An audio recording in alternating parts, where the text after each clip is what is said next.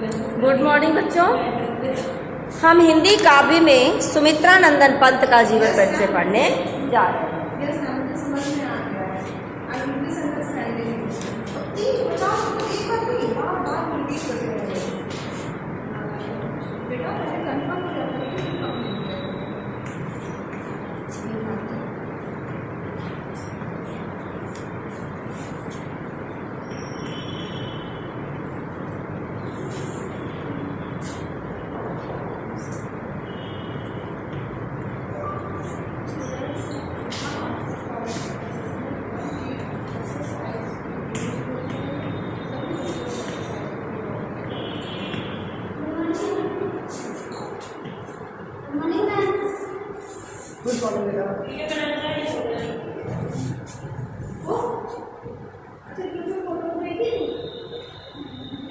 बेटा आपको हम सुमित्रा नंदन पंत का जीवन परिचय पढ़ाने जा रहे हैं।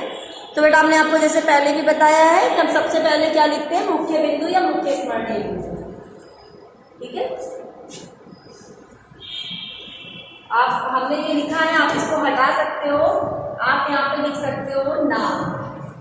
ठीक है, नाम सुमित्रा नंदन पंत। इसके बाद लिखोगे अन्य नाम, या इनका बचपन का नाम जो नाम था वो क्या था, गुसाई दत्त।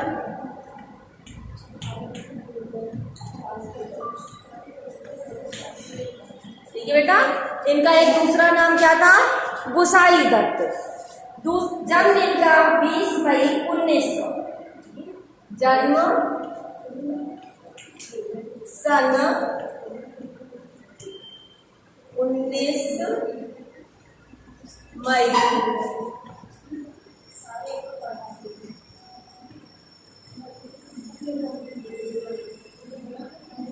1900। ठीक है, इसके बाद है जन्म स्थान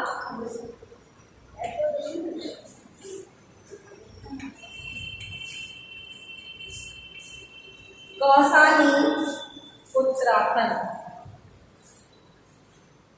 कौसानी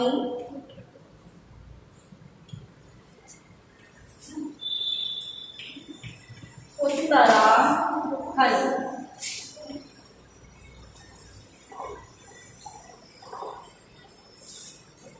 बेटा पहले उत्तराखंड और उत्तर प्रदेश एक ही था, बंटने के बाद उत्तराखंड अलग हो गया। लेखन विधा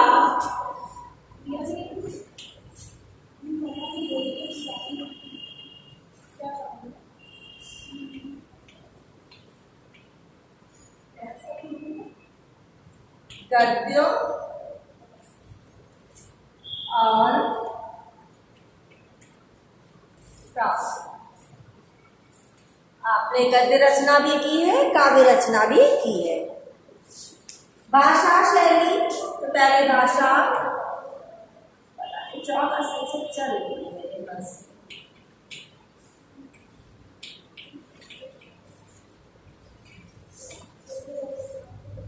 सरल,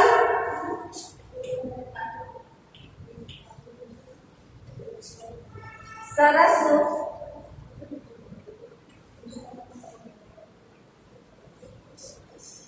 सुकोमल खड़ी बोली, सुकोमल खड़ी बोली।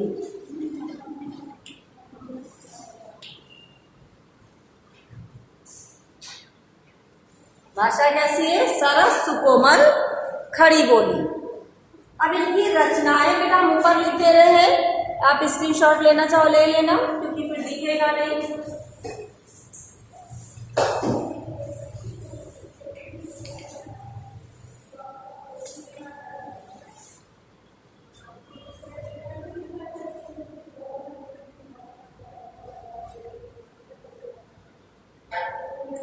प्रमुख रचनाएं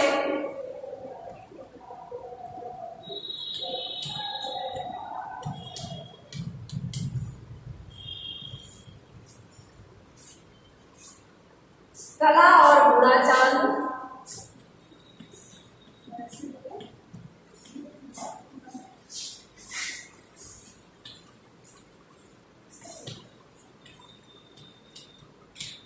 चांद, कला और बूढ़ा चांद, लोकायतन,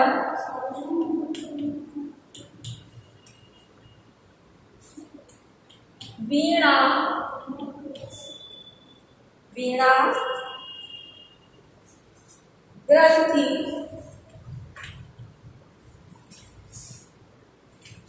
पल्लव, शिल्पी, ग्राम्या आदि। शिल्पी,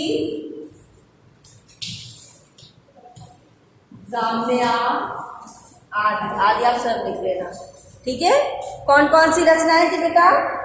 कला और बूढ़ा चांद, लोकायतन, वीणा, ग्रंथि, पल्लव, शिल्पी, ग्राम्या आदि। इनका निधन 28 दिसंबर 1977,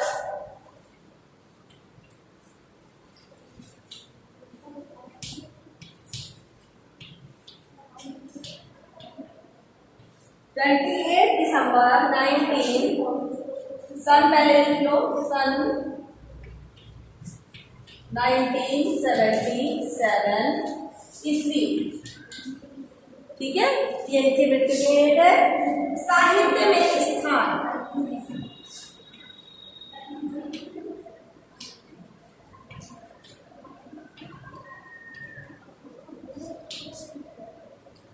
गंभीर विचारक,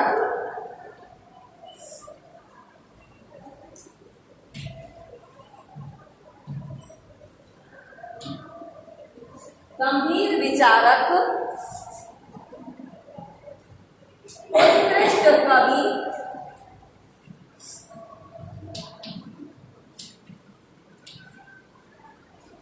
कवि और मानवता के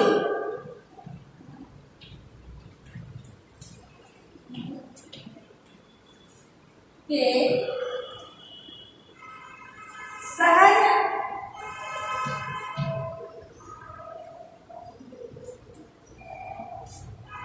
आस्थावान,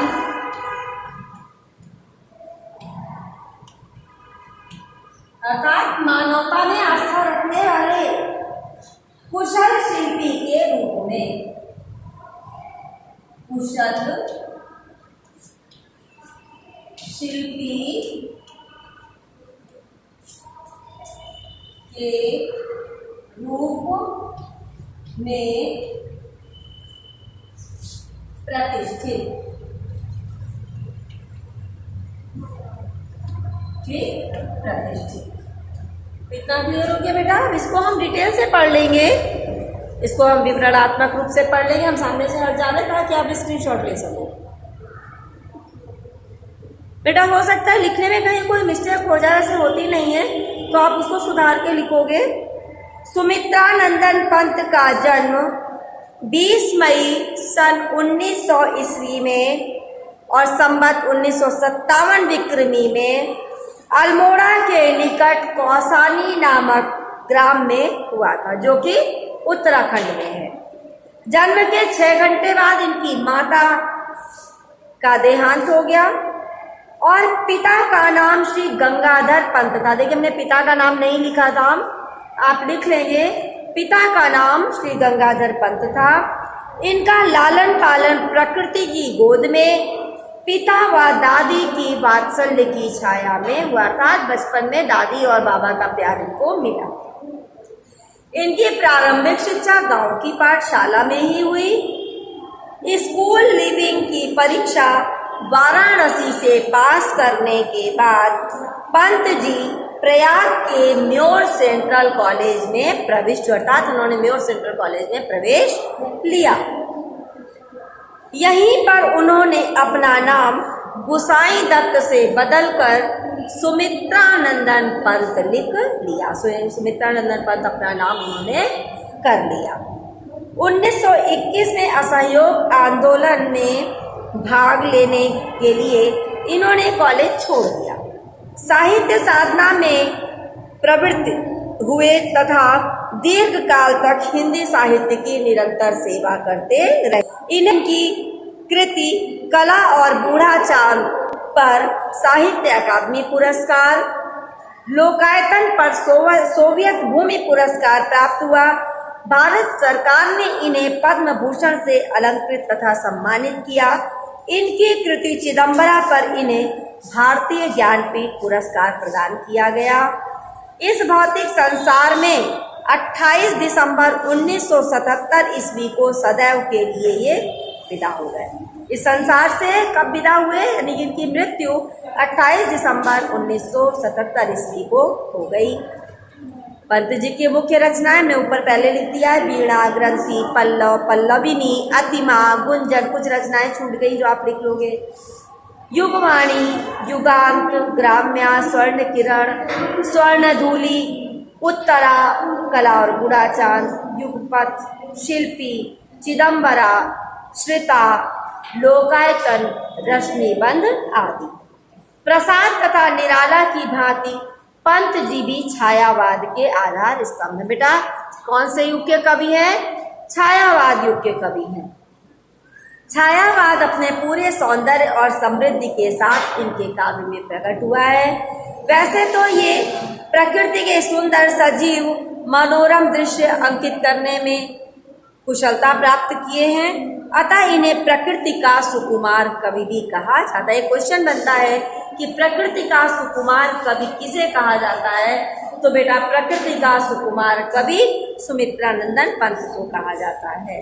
पंत जी के जीवन काव्य की यात्रा में स्पष्टतः 3 सोपान माने जाते। पहला छायावादी काव्य रचनाएं, दूसरा प्रगतिवादी काव्य, तीसरा श्री अरविंद के दर्शन से प्रभावित होने के पश्चात की अंतश्चेतनावादी आध्यात्मिक कविताएं, जहां ये मानवतावाद के समर्थक के रूप में प्रकट हुए। पंत जी के काव्य में मानवता के प्रति सहज आस्था, एक नवीन, सुंदर, सुखी समाज की सृष्टि के प्रति आशावान है।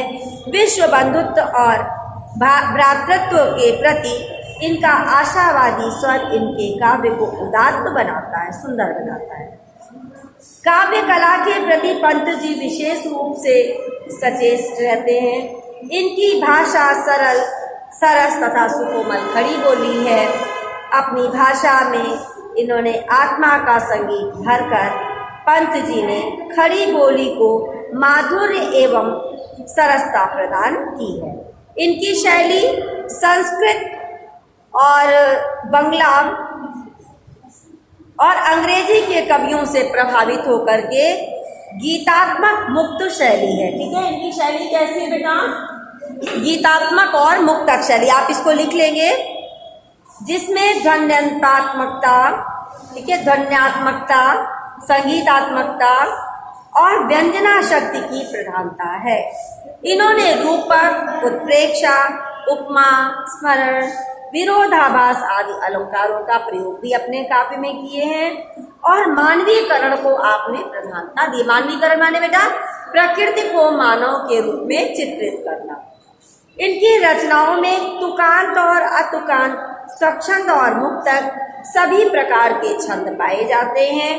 संक्षेप में सुकुमार भावों के चतुर चितेरे पंत जी ने खड़ी बोली को ब्रज भाषा जैसी मधुरता और सरसता प्रदान करने का महत्वपूर्ण कार्य किया है।